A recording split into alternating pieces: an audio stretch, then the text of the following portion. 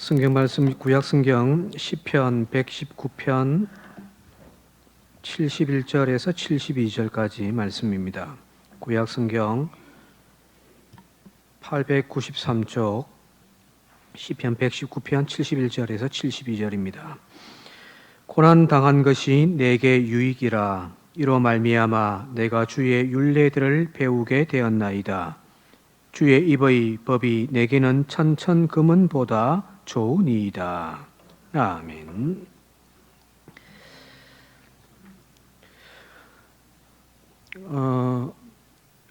그동안 교회가 세상에 비난의 소리가 많이 되어졌지 않습니까? 특히 코로나19로 인하여서 교회에서 많이 질병들이 또 발생한 것 때문에 손가락질 당하고 했습니다만은 지난 주간은 그래서 뉴스에서 교회가 잘 대처하고 있다는 이야기가 나와서 오래간만에 참 마음이 참 뿌듯했습니다.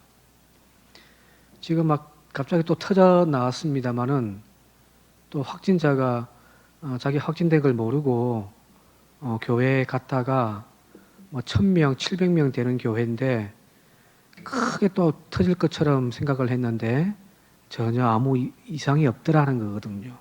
왜 그러냐면 교회가 적절하게 원칙대로 잘 대처하고 예방하고 있었기 때문이라고 이렇게 언론에서 이렇게 보도를 해주니까 맞는 것 같아요. 우리가 조심하고 우리가 또 예방 수칙을 잘 지킨다면 크게 문제되지 않을 것 같습니다. 오늘 또 이렇게 또 불편하게 자리를 또 띄우고 한 이유는 지난주에 보니까 한 명 앉는 자리에 3명, 4명 또 앉고 위에서 보니까 막 흐트러져 있더라고요. 방심은 건물이니까, 그죠? 이태원에서 이렇게 터졌던 이유도 방심해서 아니겠습니까? 교회가 세상의 손가락질이 아니라 교회가 참 모범적으로 잘 대처하고 있다라고 하는 그런 어떤 말들이 다시금 보여줬으면 좋겠습니다. 그래서 불편하시더라도 이 사람 관객이 좀 또 떨어져 있다고 할지라도 여러분들 우리가 함께 인내하면서 극복해 나갈 수 있기를 바랍니다. 고난을 좋아하는 사람은 없죠, 그죠? 고난을 좋아하는 사람도 없고 누구나 또 이 고난의 길을 다 피해가고 싶어합니다. 그런데 이 세상의 고통을, 이 고난을 당하지 않는 사람은 한 사람도 없습니다. 남편과 아내의 부부의 문제 때문에 또 자녀의 문제 때문에 마음 편할 날이 없는 사람도 있고요. 이 자리에 지금 앉아 계신 분들 제가 콕 이제 점을 한번 치볼게요. 지금 자식 문제 때문에 고통당하는 분 계시죠, 그죠? 남편 때문에 지금 머리가 아파가지고 못 살겠다고 하시는, 그래서 주님께 눈물 흘리며 기도하시는 분 분명히 있을 거예요. 일자리 사업 때문에 이게 잘 안 돼가지고 막 속이 썩고 막 문드러지는 분들도 계실 거고요.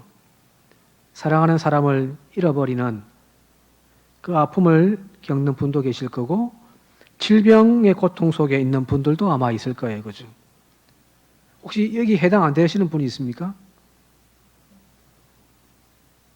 다 하나씩은 다 가지고 계시는 거죠. 근데 하나씩만 가지고 있으면 되는데 어떤 때는 이게 2개, 3개 한꺼번에 몰아쳐 오면은 정말 힘든 거잖아요. 즉 모든 사람들이 다 고통, 고난을 당한다라는 말, 이것이 인간에게 주어져 있는 운명이기도 하겠다는 거거든요. 그래서 불가에서는 삶 자체를 고라고 이야기하잖아요. 고. 그래서 이 세상을 고해, 고통의 바다라고도 이야기를 표현합니다만은 사실 누구나가 이 고통을 다 당하고 있지만 또 한편에서는 이 고통을 함께 나누어 지는 것이 오히려 우리에게 살아갈 수 있는 힘이 되어줄 수도 있는데, 가만히 들여다보면은 과연 누군가가 고통당하고 있는 그 아픔을 정말 헤아려서 함께 나눌 수 있을까라는 거거든요. 기쁨은 나누면 배가 되고 고통은 나누면 반이 된다고 하잖아요, 그죠? 그 말이 맞을까? 사실은 당사자 외에는 그 누구도 그 고통을 헤아릴 수가 없단 말이에요. 제가 참 가장 힘든 것 중에 하나가 뭐냐면은 조문 갔을 때 상가에 이제 조문 갔을 때 이제 그 고통당하고 있는 유족들을 바라보면서 뭐라 말해야 될지 진짜 모르겠습니다. 그래서 우리가 흔히 하는 말로 뭐라 말씀드릴지 모르겠습니다. 뭐라고 드릴 말씀이 없습니다. 우리 그런 말씀들 많이 하시잖아요. 그죠? 맞는 말이죠. 그 사람이 지금 당하고 있는 고통, 아픔을 무슨 말로 위로를 할 수 있겠냐는 말이거든요. 누군가의 고통을 바라보면서 함께 울고 공감하는 말로 우리가 위로를 하지만 그 위로가 얼마나 큰 도움은 되겠습니까? 도움은 그냥 오히려 그 아픔을 후집는 그런 어떤 위로도 있잖아요. 고난당한 교인의 가정에 가거나 친구를 만나서 위로한다라고 하지만 우리가 정말 조심해야 될 것 중에 하나가 뭐냐면은 우리는 위로한답시고 이야기하는 그 위로가 오히려 그 사람에게 아픔이 되어줄 수도 있다는 거거든요. 특히 목사는 신방을 해야 되잖아요. 그죠? 신방 안 하면 또 뭐라 하니까. 신방하면 참 조심스럽습니다. 뭐라고 사실은 위로하러 간 자리인데 오히려 목사가 시험거리를 주지 않을까 하는 두려움도 있거든요. 성경의 고난의 대표자라고 이야기할 수 있는 욥이 욥기 16장에서 뭐라고 이야기를 하냐면은 자기를 찾아온 친구들을 향하여 이렇게 이야기합니다. 공동 번역인데요. 그런 소리는 귀에 못이 박힐 정도로 들었네. 자네들이 한다는 위로는 기껏해야 괴로움을 줄 뿐이다. 위로한다고 와가지고 처음에는 이 친구들이 아무 말은 안 해요. 함께 그냥 울어주는 거예요. 그런데 어느 순간부터 이제 이 친구들이 한 명씩 위로한다시고 던지는 말들이 오히려 욥의 그 가슴을 막 후배 파는 이야기들만 하고 있는 거예요. 됐다, 그만해라 그런 거예요. 위로는 그냥 오히려 고통만, 괴로움만 줄 뿐이다라고. 사실은 이런 고통 가운데 고난의 그 어떤 선자를 마시고 있을 때 다른 사람들은 사실은 이 고통을 함께 공감한다고 하지만 공감할 수가 없는 거죠. 그죠?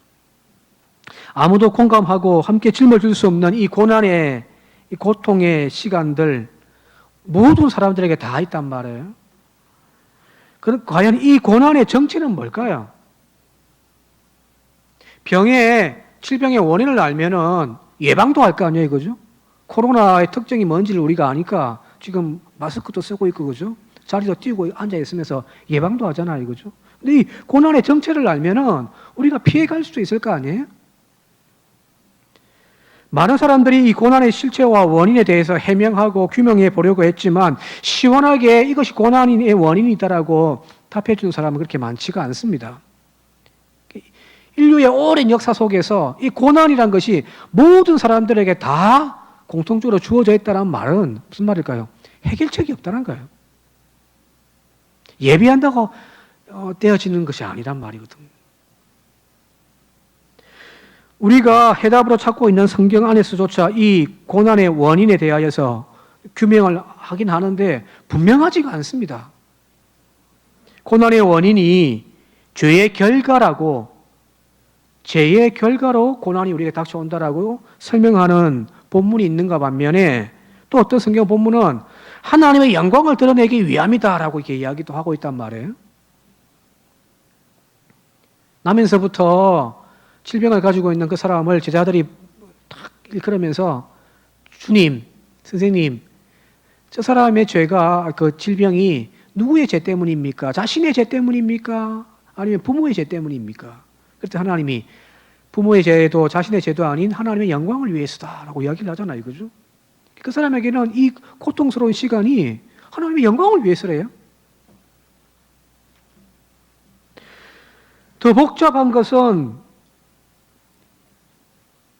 고난의 원인이 뭔지에 대한 그걸 해결하기 위한 고민들을 더 복잡하게 만드는 것은 죄를 지은 자는 죄를 막 짓고 사는 사람은 오히려 떵떵거리고 더 잘 살기도 하고요.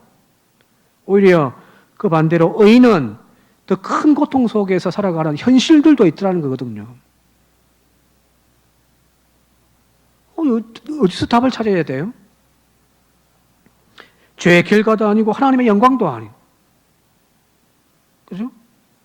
죄의 결과라고 한다면 죄 지은 놈은 고난을 당해야 되고 의롭게 사는 사람은 고난에서 벗어나야 될 거 아니에요. 그죠? 근데 그것도 아니잖아요. 하나님의 영광을 위해서? 이 하나님의 영광인가요?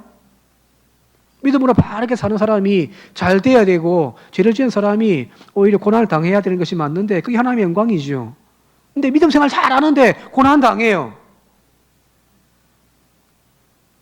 하나님의 영광 돌리는 건가요? 아니란 말이에요. 그죠? 예수 믿어도 아무 소용이 없다라고. 아예 예수 안 믿는 게 낫지. 이런 말들이 나온단 말이에요. 자, 그렇게 본다고 한다면 이 고난의 정체가 어디서 오는지 알 수가 없단 말이에요. 답을 찾을 수가 없습니다. 고난의 원인이라고 할 수 있는 이 동기가 너무 다양하고 불분명해 보입니다만은 그러나 성경이 이 고난에 대해서 우리에게 분명하게 제시해 주는 한 가지는 있어요. 그게 뭐냐면 바로 고난의 주체가 누구인가라는 거예요. 즉 고난이 어디서부터 오는가라는 겁니다. 놀랍게도 성경이 우리에게 한결같이 이야기하는 이 고난이 어디서 오는가, 즉 죄인의 고난이든 의인이 받고 있는 고난이든 그 주체는 따라합시다. 하나님이다. 하나님이 우리에게 고난을 주신단 말이에요. 고난은 사탄이나 악마에게서 오는 것도 아니에요. 바로 하나님이 우리에게 고난을 주시는 분이에요. 이게 욥기에 앞부분에 나오는 이야기잖아요. 그죠? 고난의 그 칼자루는 누가 쥐고 있느냐? 바로 하나님이 쥐고 계시더라는 거예요. 따라서 고난의 정체를 알려면 이 고난이 지금 내가 당하고 있는 이 아픔, 이 고난의 정체, 이게 어디서 왔는지, 왜 내가 이런 아픔을 당하고 있는지, 그 고난의 정체를 알려면은 고난의 주체인 하나님을 바라보아야 한다는 이야기예요.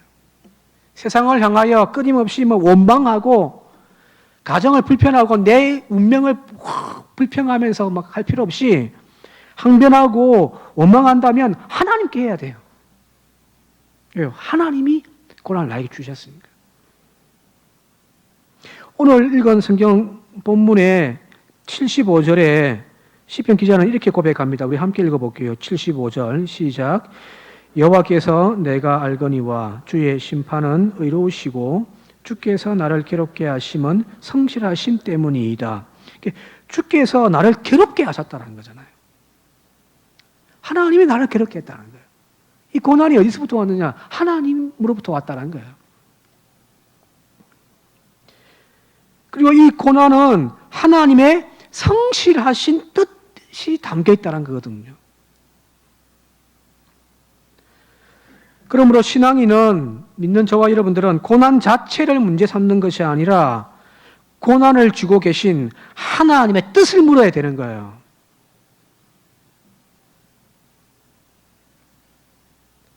고난을 통해 그 고난의 배후에 계신 하나님을 만날 수 있어야 된단 말이에요. 어떤 사람들은 고난 앞에서 오히려 하나님과 멀어져 버린 사람이 있잖아요. 이거죠. 그러면 이 고난의 원인을 찾지도 못하는 거죠. 하나님께 나아가는, 하나님의 성실하심, 그 어떤 무슨 뜻이 있어가지고 우리에게 고난을 던져주었다는 거예요. 과연 나를 괴롭게 하시는 이 하나님의 이 성실하신 뜻이 무엇일까요? 그 뜻을 찾는 것이, 그 뜻을 구하는 것이 바로 여러분들, 그게 신앙입니다. 그 뜻을 찾기 위하여 하나님 앞에 나가는 것이 기도의 시간이고, 그 하나님의 응답을 받는 시간이 바로 예배의 시간이죠. 고난 당하여 막 세상 방황할 필요 없죠. 고난의 주체인 하나님께 찾아가면 되는 거잖아요. 왜 나에게는 아픔 주셨죠? 오늘 우리가 읽은 시편 기자는 자신에게 불어닥친 이 고난 중에 이 뜻을 하나님께 구하고 찾고 있다라고 이야기를 하고 있거든요. 그래서 비로소 고난 속에서 생의 의미를 발견했다라고 이야기를 합니다. 71절 한번 함께 읽어보겠습니다. 71절요. 시작.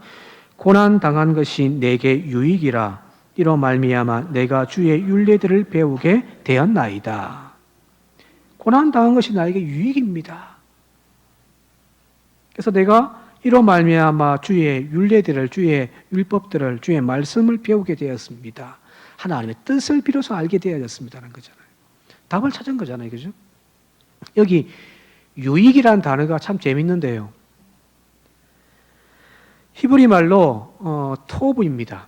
이제 토브라고 하면 다 아시겠죠. 그죠? 이게 선하다 이런 뜻이거든요. 창세기 1장에 나와 있는 하나님이 하루하루 천지를 창조하시면서 하루를 마감하시며 그 창조되어진 것을 보시면서 뭐라고 표현하시냐면은 참 보기 좋다. 하나님이 보시기에 좋았더라. 이게 토브잖아요. 그죠? 하나님이 보시기에 좋았더라. 이 토브라는 단어를 유익이라 단어를 사용하고 있단 말이에요. 즉 고난당한 것이 내게 유익이라는 이 말은 고난을 통해서 하나님이 나를 보시기에 좋은 사람으로 만들어 가신다는 거예요. 나에게는 지금 아픔이고 상처고 고통이죠. 그죠? 그런데 하나님께 찾아가서 이 고난의 원인을 찾다 보니까 발견하게 되어진 거예요. 이 고난 때문에 오히려 내가 보기에 좋은 인간이 아니라 하나님 보시기에 참 아름답고 좋은 인간으로 만들어져 가더란 거예요. 말하자면 고난을 통해 하나님이 재성 가득하고 가인 같은 나를 점점 변화시켜서 하나님이 보시기에 아름답고 좋은 인간으로 다시금 재창조해가는 과정이 고난이더란 거거든요. 그게 고난당한 것이 내게 유익이다라는 표현입니다. 우리가 어려움에 처했을 때 우리가 흔히 하는 말로 위기라고 하잖아요. 그죠? 지금 코로나 때문에 우리나라 전 세계가 위기잖아요. 그죠? 근데 이 한자로 위기라고 하는 이 단어는 두 가지의 단어의 합성어예요. 하나는 위험입니다. 위험이라고 하는 위자가 붙었고요. 그럼 기자는요? 기자는 뭘까요? 기회라는 거예요. 이 두 단어가 합성되어진 거예요. 위험과 기회가 합쳐진 단어가 위기입니다. 즉 위험에 처해 있을 그때가 바로 성숙할 수 있는 좋은 기회라는 거거든요. 한 인간의 승패는 바로 이 위기 관리에 있잖아요. 그죠? 똑같은 위기가 처해 있는데 한 가정은 와라락 무너져 버려요. 근데 한 가정은 다시 굳건하게 세워져 나가거든요. 무슨 차이일까요? 어떻게 그걸 관리했냐? 성숙한 인간으로 발전하기 위하여 이 위험의 시기를 성숙의 기회로 여길 줄 아는 지혜가 오늘 우리에게 필요한 거죠. 그게 뭐냐면 바로 하나님 앞에 나가서 나에게 이 아픔을 고난을 준 하나님께 묻고 답을 찾는 거예요. 답을 찾으면 기회가 되는 거란 말이에요. 오늘 시편 기자는 바로 이 고난의 위기 속에서 오히려 삶의 유익이 되었다라고 자기 스스로를 감사하고 고백하고 있단 말입니다. 비로소 내가 이 고난 가운데서 하나님의 율례를, 하나님의 법을, 하나님의 뜻을, 나를 향한 하나님의 계획을 발견하게 되어졌습니다 하며 감사하고 있잖아요. 자, 그렇다면 과연 이 고난을 통해서 우리에게 던져주는 하나님의 유익이 뭔지, 하나님의 선하고 아름다운 뜻이 뭔지 살펴봤으면 좋겠습니다. 단지 고난이 회피하고 던져버리고 피해버릴 것이 아니라 이 고난 앞에서 오히려 나를 성숙시키는 방법이 뭘까? 그 첫 번째는 따라합시다. 죄를 깨우쳐 준다. 고난이 닥쳐오니까 이 고난을 통하여 뭐가 보이냐면 나의 죄가 보이더라는 거예요. 오늘 시편 기자가 67절에서 이렇게 고백을 합니다. 우리 함께 읽겠습니다. 시작. 고난 당하기 전에는 내가 그릇 행하였더니 이제는 주의 말씀을 지키나이다. 고난 당하기 전에는 내가 내 마음대로 사방팔방 돌아다니면서 하나님 보시기에 좋은 인생이 아니라 그냥 내 보기 좋은 인생을 살아왔단 말이에요. 그게 뭐 죄의 길인지 똥인지 된장인지 구별 못하고 이렇게 살아왔는데 고난 당하다 보니까 이제서야 깨닫게 되어졌습니다. 이제서야 내가 주님께서 말씀하시는 바른 길을 걷게 되었습니다 라고 이야기하고 있잖아요. 그죠? 고난이 나의 어리석음을, 나의 잘못되어진 삶을 깨우쳐주는 계기가 되어지더라는 거거든요.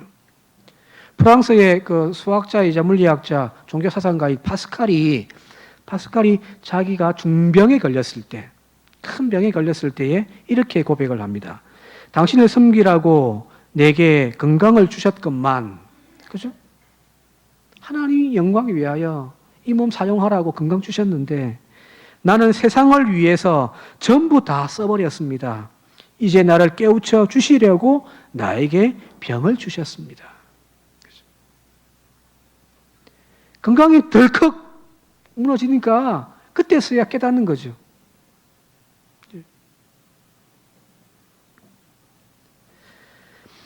C.S. 루이스라고 하는 유명한 작가이자 기독교의 아주 핵심적인 교리들을 우리에게 많이 가르쳐주고 있는 이분이 하나님이 선하고 전능하신 존재라면 왜 자신의 피조물들에게 이런 고통의 문제를 허락해 주시는가라고 하는 이 물음을 던지면서 적었던 책이 고통의 문제라고 하는 책이에요.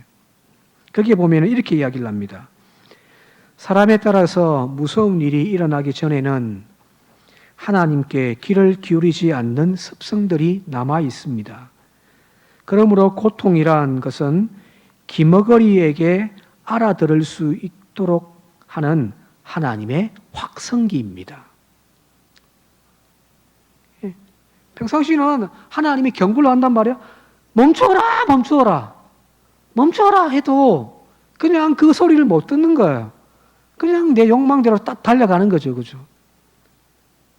그러다가 무너져 버리는 거죠. 이 고통은, 이 고난은 하나님의 음성을 듣지 못하는 기머거린 우리로 하여금 하나님이 알아듣도록 하기 위하여 크게 확성기로 외치는 하나님의 음성이란 말이에요. 자, 그러면 고난에서 우리는 뭘 하느냐? 하나님의 음성을 들을 수 있단 말이에요. 하나님께서는 돌아오지 않는 자를 돌아오게 하시려고, 또한 죄를 범한 자녀를 다시금 이 고난을 통하여 회개케 하시려고, 영적으로 깊은 잠에 빠져 있는 우리를 깨우기 위하여 하나님은 고난을 주시는 거란 말이에요. 자, 이리 본다고 한다면 고난은 뭐죠? 죄와 관련되어 있는 거죠. 그래서 여러분들, 고난이 닥쳐왔어요? 내가 뭘 잘못하고 있는지 하나님 앞에 묻고 또 물어야 되는 거죠. 부부가 싸워요. 남자가 밤새 술 먹고 들어왔어요. 이때 막 싸워요. 그죠? 남자의 잘못처럼 보여지잖아요. 그죠? 근데 왜 남자가 술을 먹고 밤새 밖에서 돌다가 들어왔는지, 여자에게는 문제가 없는지 자기에게 물을 수 있어야 될 거 아니에요. 자기를 고치지 않는데 남편이 고쳐지겠어요?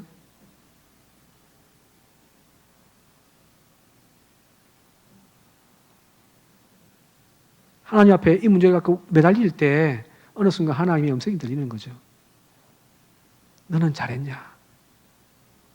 근데 이 하나님의 음성은 나의 어떤 아집의 소리에서는 안 들리거든요.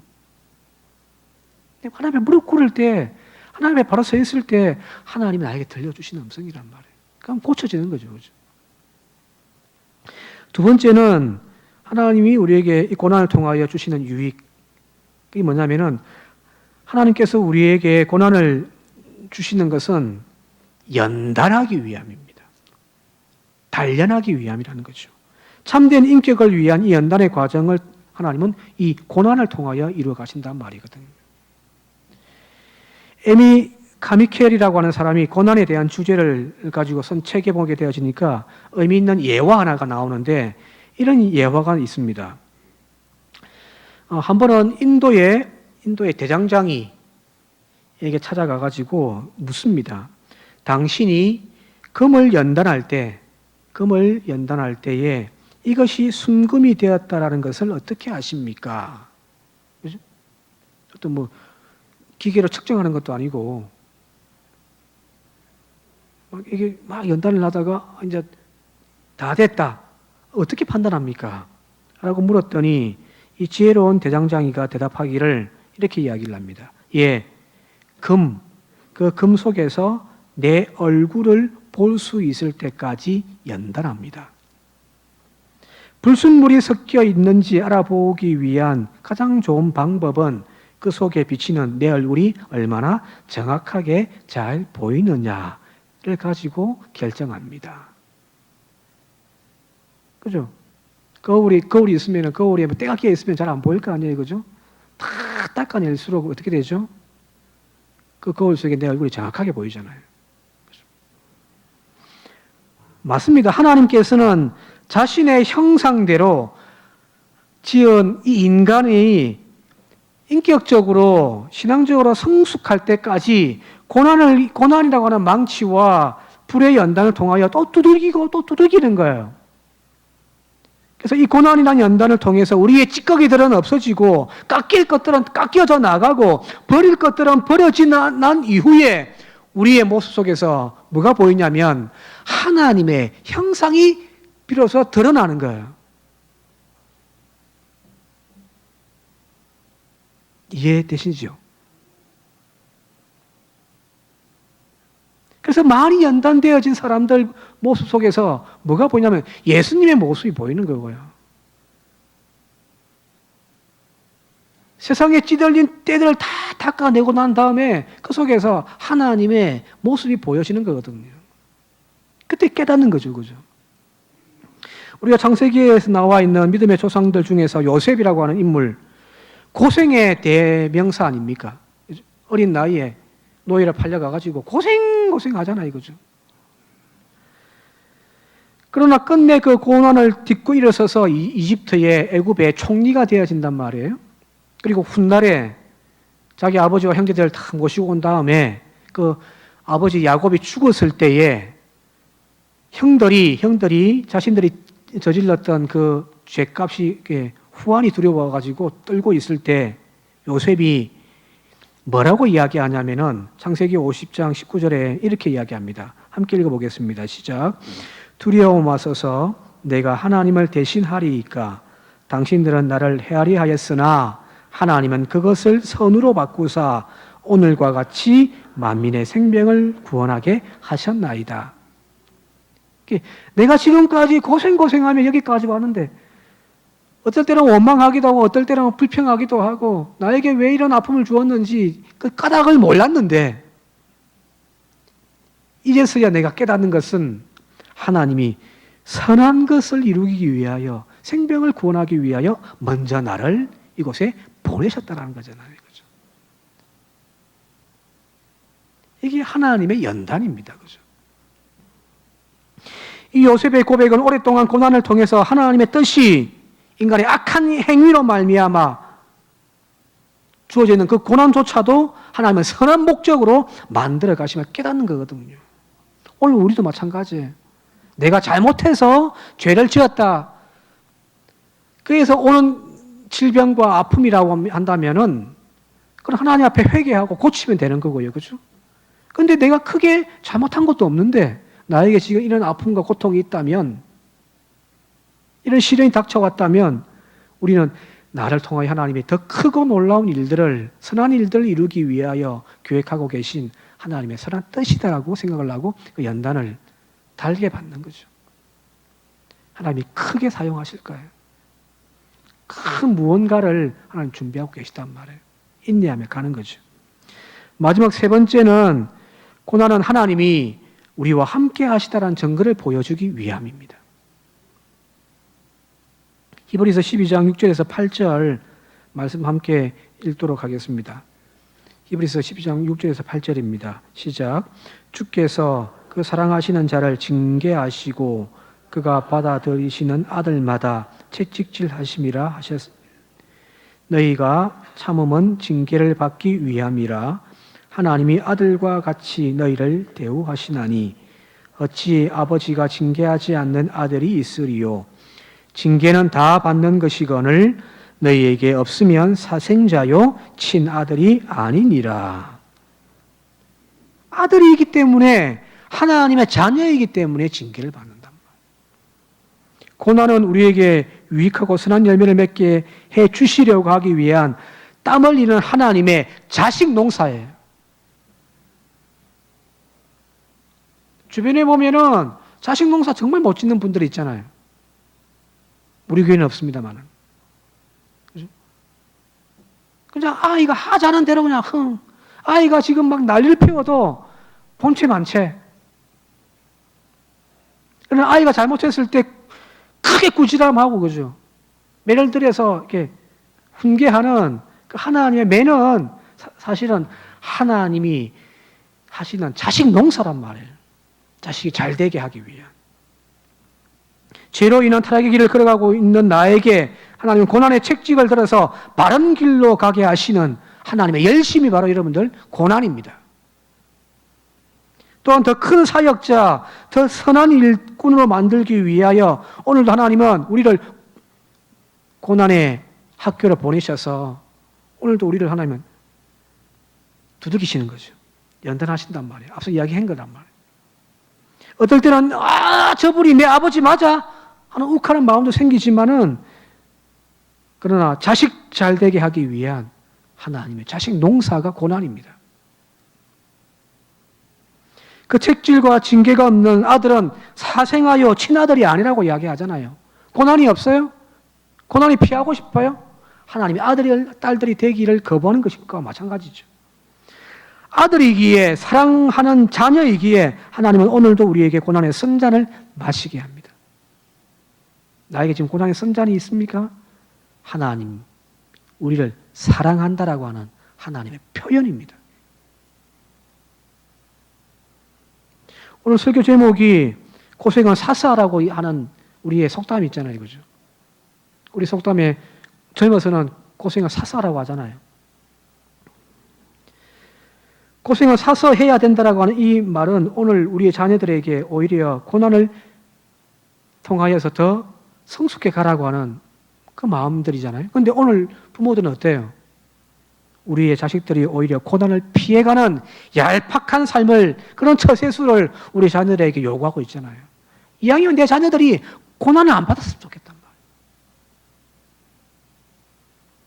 한때 기독교 교계의 야베스의 기도라고 하는 책들, 그죠? 다 알고 계시죠? 설교도 많이 했으니까. 이 책이 베스트셀러로 날개 돋친 듯 막 팔려 나갔단 말이에요.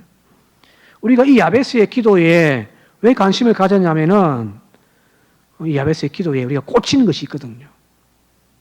이게 뭐냐면은 바로 이 야베스의 기도의 내용입니다. 내게 복을 주시려거든 주의 손으로 나를 도우사 나로 환난을 벗어나 내게 근심이 없게 하소서.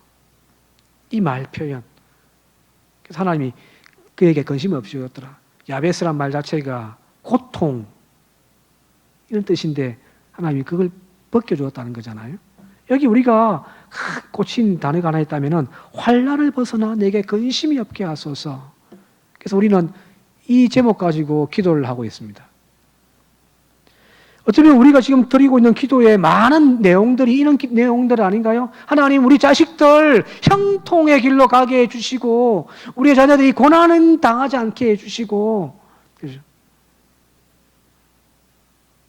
지금 나에게 주어져 있는 이 아픔 눈물의 상황들 하나님 어서 벗어나게 해주시고, 우리 야베스의 기도를 드리고 있단 말이거든요. 그래서 우리는 걱정, 근심 없고 잘 먹고 잘 사는 사람들을 부러워하면서 평탄하고 성공 가도를 달리기만을 위하여 기도하고 있습니다. 평탄한 길, 아무 시련의 파도가 없는 인생의 항해를 통하여 나아가도록 기도하고 있는데 그게 하나님 뜻일까요?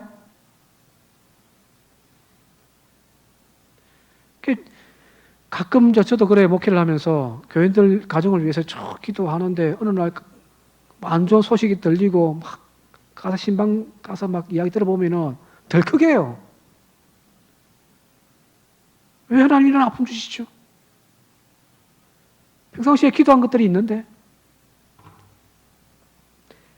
그러나 오늘 우리가 지금까지 살펴봤던 그 내용을 가지고 본다고 하면은 아무 문제 없는 평탄한 길을 걸어가게 되었을 때에 인간은 자신의 교만과 아집에만 붙들려 하나님을 찾지를 않습니다.